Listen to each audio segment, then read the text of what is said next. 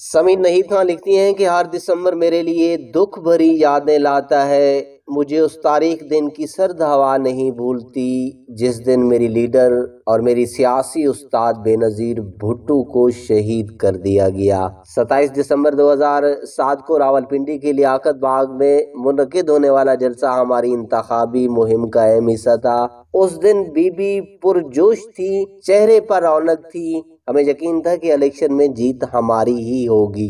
कहते हैं कि जिनका वक्त करीब हो उनको इसका इल्म हो जाता है और वो अपने आखिरी दिनों में गैर मामूली बातें करते हैं।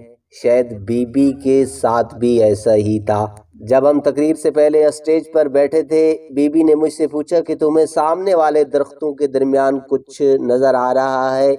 मैंने गौर से देखने के बाद कहा कि नहीं, सिर्फ दरख्त ही हैं।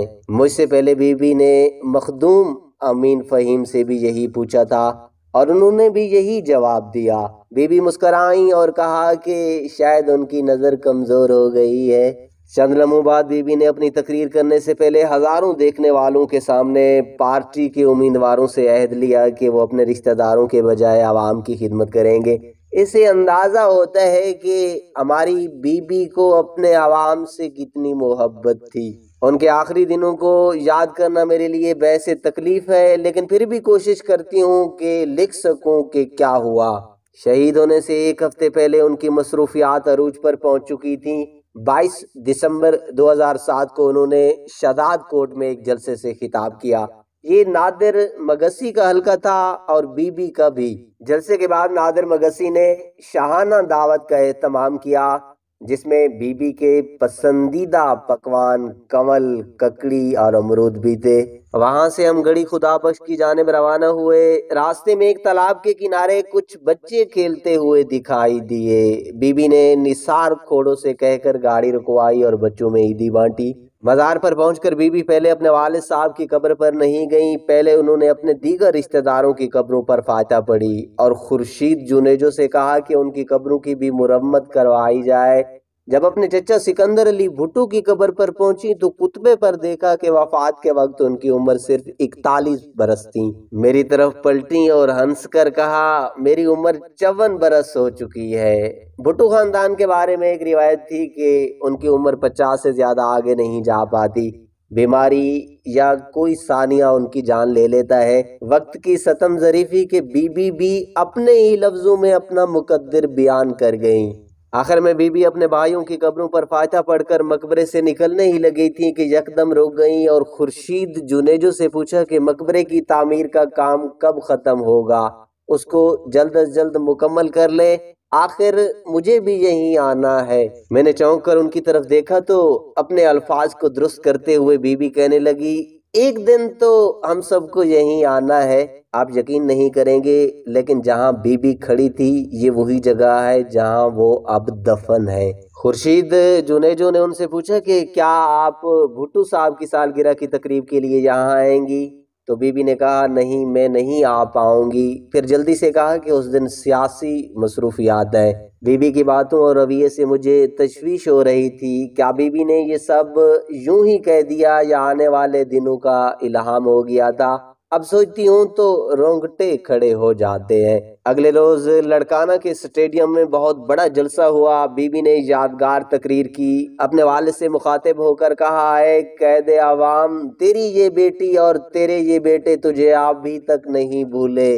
एक बेटी के सीने में मौजूद अपने वालिद का दर्द अभी तक साफ नजर आता था। उस शाम पार्टी कैदीन से 4 घंटे तवील मुलाकात की और फिर रहीम यार खान के लिए रवाना हो गईं। अपने आबाई शहर में ये उनका आखिरी क़याम था। जब सिंध की तरफ वापस लौटी तो दफन होने के लिए। दिसंबर 27 को जलसे के बाद बीबी ने मुझे, सफदर अब्बासी और मखदूम अमीन फ़हीम को अपने साथ गाड़ी में बैठने को कहा और हमें हिदायत की कि उन हलकों की निशानदाही करें जहां आसिफ अली जरदारी दौरा कर सकते हैं। वो इंतखाबी मुहिम का हिस्सा बनना चाहते हैं। हालांकि बीबी चाहती थी कि वो दुबई में बच्चों के पास रहें। इंतखाबी मनसूबाबंदी करते हुए बीबी बहुत पुरजोश थीं। कामयाब जलसे पर मुझे गले लगाकर मुबारकबाद दी। उन्हें मालूम था कि रावलपिंडी मेरा शहर है, इसलिए जलसे के इंतजामात का सहरा मेरे सर था। जीप बाहर के गेट की तरफ रवाना थी जब बीबी ने मुझसे कहा कि मियाँ नवाज शरीफ को फोन मिला हो ताकि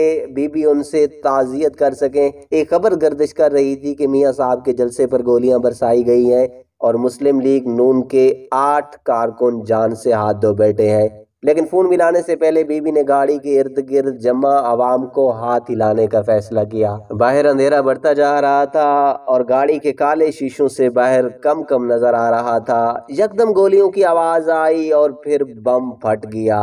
बीबी मेरी गोद में गिर गई, उसके सर से खून बह रहा था। मैं तो होश खो बैठी और चीखने लगी। सफदर अब्बासी और अमीन फहीम ने ड्राइवर से कहा कि वो जल्दी से गाड़ी को अस्पताल पहुंचाए, लेकिन टायर फट चुके थे और बैकअप गाड़ी गायब हो गई थी। फिर भी हम रावलपिंडी जनरल अस्पताल की तरफ रवाना हुए। बिलाखिर गाड़ी अस्पताल पहुंचने से पहले ही रुक गई। हमने टैक्सी रोकने का इरादा किया तो देखा कि शीरी रहमान की गाड़ी पहुंच गई है। उसमें हमने बीबी को अस्पताल तक पहुंचाया। रात ढलने से पहले हमारा सियासी सफर खत्म हो चुका था। हमारी बीबी हमेशा के लिए जा चुकी थी। उसके जाने के बाद वाले दिनों, महीनों और सालों में कई दफा मैंने बीबी साहिबा की मौजूदगी को महसूस किया है। हाँ, मैं अब उनको देख नहीं पाती। मौत को इतने करीब से देखकर मुझे मरने का डर भी नहीं है। ये एक अटल हकीकत है और इसका फैसला अल्लाह के हाथ में है। बीबी के जाने के बाद पार्टी कारकुन अपनी अजीम लीडर से महरूम हो गए। बेनज़ीर भुट्टो की पार्टी ज़वाल का शिकार है। ये पार्टी नौजवानों, वकीलों, खवातीन, किसानों और मजदूरों की पार्टी थी। बेनज़ीर भुट्टो ने अपनी ज़िंदगी अपनी पार्टी और अपने वतन के लिए वक्फ कर दी थी और जान भी दी तो अपने मुल्क में, अपने लोगों के दरमियान। याद रहे, नईद खान बेनज़ीर भुट्टो की करीब तरीन साथियों में से एक है और जब बेनज़ीर भुट्टो की रूह ने परवाज़ किया था तो उस वक्त बेनज़ीर भुट्टो का सर नहीद खान की गोद में था। इस तारीखी कहानी के बारे में एक कमेंट प्लीज़ ज़रूर दीजिएगा।